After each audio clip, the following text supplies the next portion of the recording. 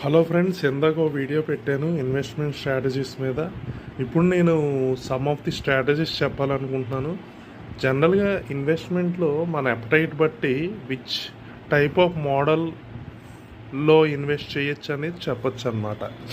అంటే ఇప్పుడు నా ప్రయత్నం ఏంటంటే ఈ వీడియోస్ ద్వారా మనం చేపని తినటం వచ్చు మనకి, కానీ ఎలా గేలం వేసి పట్టాలనేది రాదు. అది నేను నేర్పిద్దామని. అంటే స్ట్రైట్గా చెప్పాలంటే ఎలా ఇన్వెస్ట్ చేయాలి, ఎటువంటి ఫైనాన్షియల్ ప్రొడక్ట్స్లో పెడితే మనకి రిటర్న్ వస్తుంది.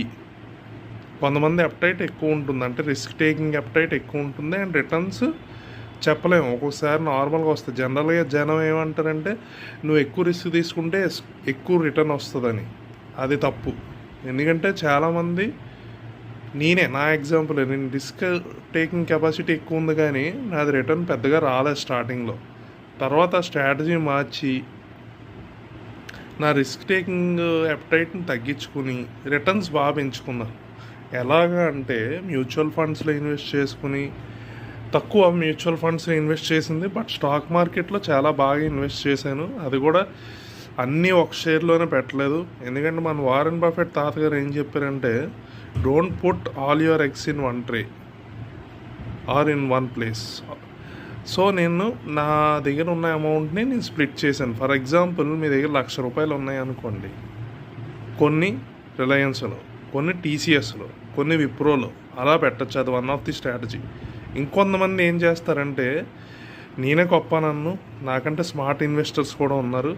వాళ్ళు ఎలాగా చేస్తారంటే, ఆ 1,00,000లో 20,000 25,000 షేర్స్లో పెట్టి, ఇంకో 25,000 మ్యూచువల్ ఫండ్లో పెట్టి, ఇంకో 25,000 గోల్డ్లో పెట్టి, ఇంకో 25,000 సైట్లో పెడతారు. ఫర్ ఎగ్జాంపుల్ నేను 1,00,000 చెప్పాను.